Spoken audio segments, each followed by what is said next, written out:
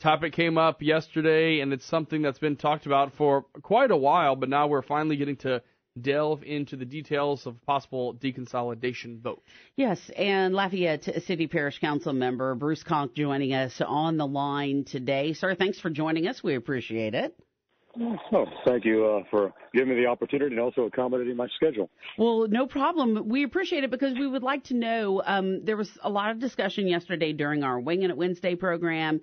Then we had a chance to speak to Councilman William Terrio. And so there are questions about what's kind of being talked about and maybe proposed, and how quickly would you have to decide on this particular matter if you wanted to get it on the ballot by December. So let's start in both of those areas, please. Well, what a number of councilmen are discussing at the moment is an ordinance which would amend the existing home rule charter and would create two separate governing councils, one for the parish of Lafayette and one for the city of Lafayette. Everything else would remain in place. Your mayor-president and all consolidations of functions under Lafayette consolidated government. And it's important to make note of that. This is not deconsolidation across the board. This is just giving autonomy for the city of Lafayette and the parish of Lafayette in establishing the governments for both entities. Okay, so for example, would there then be a need to have an election for a mayor? No, there would be no. Okay. The mayor-president's position would remain. It would remain, and it would function for both. Parish-wide. There'd be no change in that position whatsoever. Okay. He or she would continue to administer Lafayette consolidated government. Okay.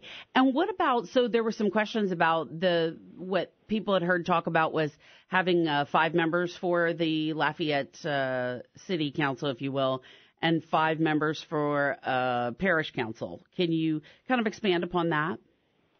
That's what is being proposed, and that would be part of an ordinance which would be voted on by the council and then submitted to the voters for approval or rejection. Mm-hmm. We have looked at the opportunity to create 2 new governing bodies and only add 1 additional council member.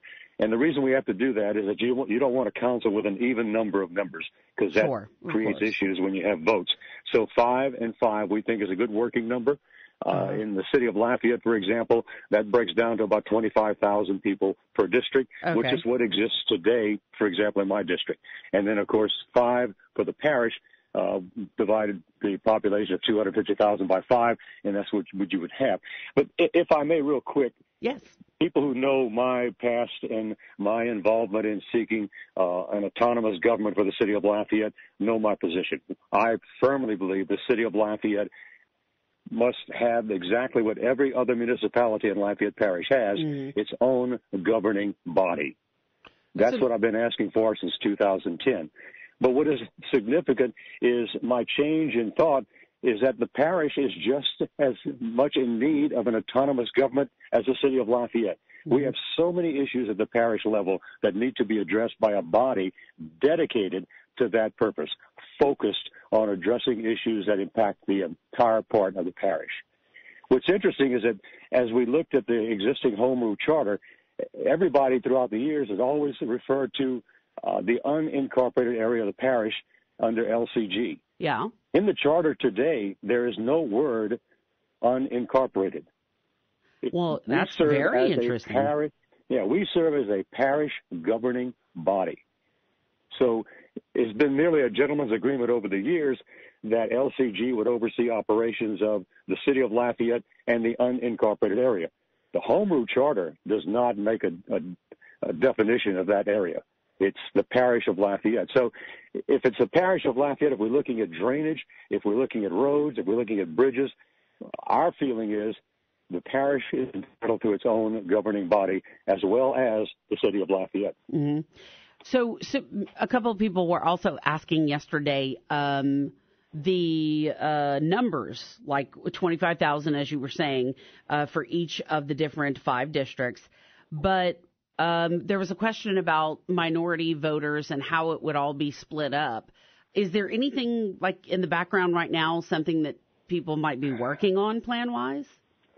Well, first of all, when we look at the makeup of the council districts, you have to begin with the majority-minority districts. Mm-hmm. We are still under the 1964 Voting Rights Act. Okay. So right off the bat, you have two positions on each council, which would be majority-minority. Mm-hmm. And then once you have started looking at that particular demographic, then the rest fills in on the population. So there's no assurance that there will be two members of the minority community on the council, but the districts in which they could be elected would be majority-minority. So 2 out of 5 on the council for the city, council for the parish.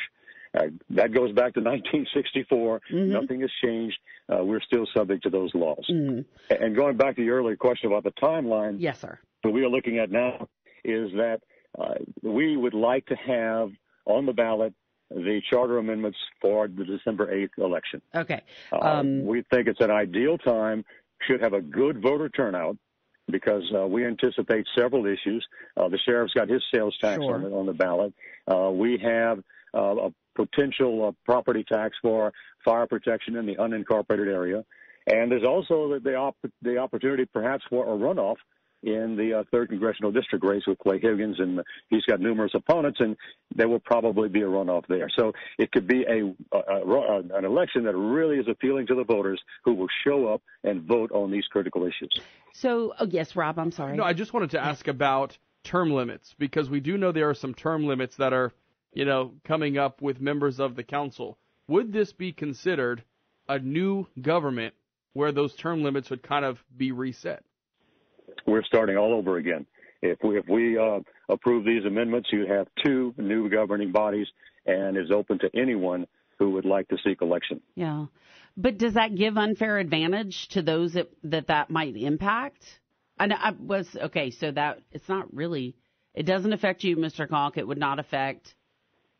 No. So who, I guess it would only affect. Actually, it could affect me, because I have the option of running either for the city council or the parish council. Well, that's true. That's true. So would it give unfair advantage then for you, for Jay Castile, for Kenneth Boudreaux? Or do you think that's an issue for voters to decide on?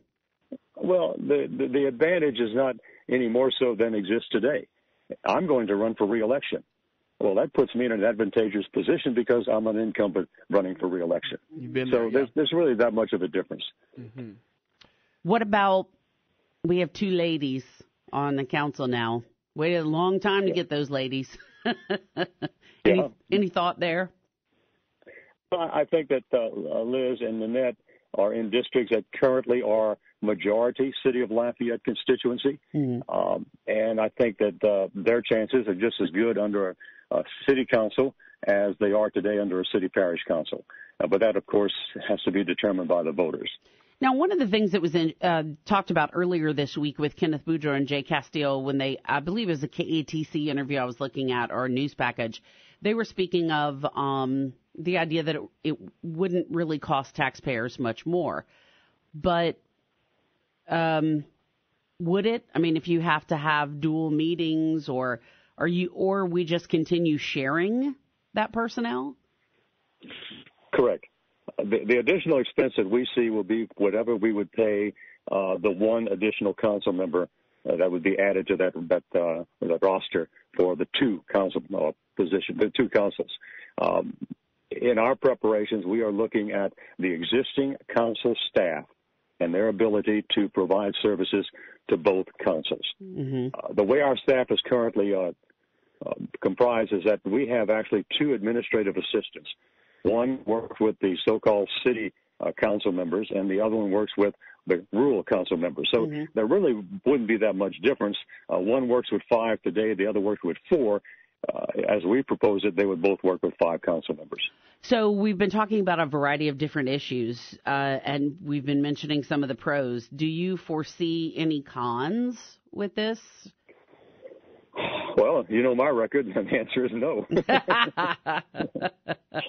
Do you think you will face some resistance, though, from some people in the community? Would they see any disadvantage to this possibly? I mean, I'm sure you've probably talked it over and mulled it over in your own mind and talked to constituents and Just kind of curious what you think on that side of it.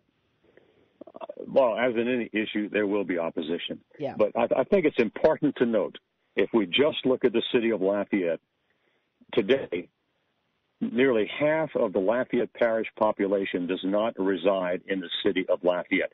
Half, okay? Mm-hmm. Yet they have representation on a council which governs the city of Lafayette. Sure. Mm-hmm. That is not fair. The city of Lafayette needs an autonomous body to decide issues like how much do we pay each month for our electricity, water, and wastewater bill. Okay? How do we spend the property tax millage that we use to run our police department? It's our police department. Why should someone on the council who represents, say, 13% city constituency have the same strength of vote as I have representing 100% of the city when it comes to City of Lafayette issues? We have to have more equality. It's an equitable position. Mm-hmm. We just have to have a fairness in terms of representation. You know, Andy Hebert, who is a friend of mine who has been quoted quite a bit, you know, he's saying it's representation without taxation. Maybe going a little bit far, but he basically understands the concept. The city of Lafayette needs to have people in office who live in the city of Lafayette and whose interests are 100% city of Lafayette. When we have an agenda for an average council meeting, check it out. 85 to 90 to 95% of the agenda is city of Lafayette. Yeah. Very interesting insight. Yeah. Any final thoughts as we're wrapping up here? No, just a quick timeline. If everything goes as we are proposing, as we're looking at today, we should have something on the agenda for July 10th. That would be introduction.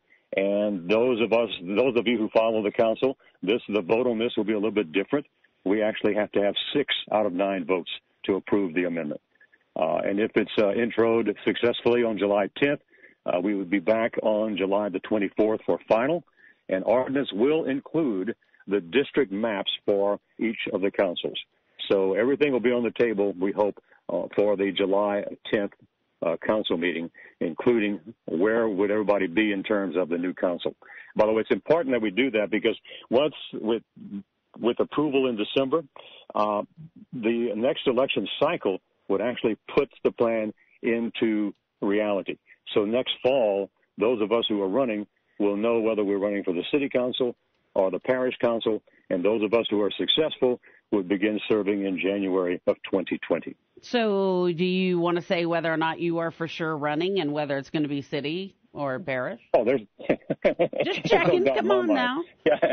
I'm running, and it will be for the city council. I mean, come on. I have been fighting for this since 2010, and I just think it's the right thing to do on my part, and it's the right thing to do on behalf of the city of Lafayette in terms of having the city of Lafayette a self-governing autonomous body, and the same rationale applies to the parish of Lafayette. District 6 Councilman Bruce Conque, thanks for your time this morning. Oh, thank you, guys. Appreciate it.